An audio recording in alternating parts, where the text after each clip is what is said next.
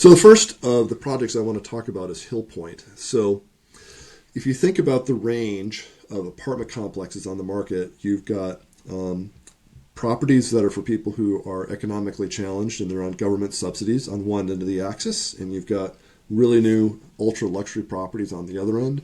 And in the middle, you've got workforce housing. So that's just for normal people like police officers and school teachers who don't get any government subsidy, and they just need a clean, nice, safe place to live.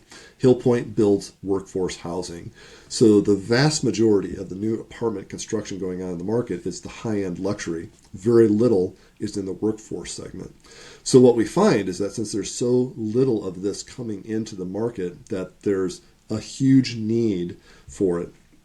And if you place a new workforce sort of housing in a neighborhood where in a 2-mile radius you've got 4 or 5 other workforce housing projects, but they're all 20 to 40 years old, and yours is brand new and sparkling, it's not very hard to keep your building really full and get the rents that you want.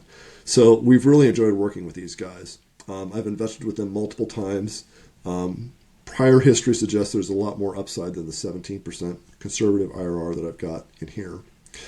So the thing that really makes it work is they've got a highly standardized product. They build 2-bedroom, 2 baths in one configuration only. And then it's like Lego blocks. They stack them in 12, 24, or 36 per building.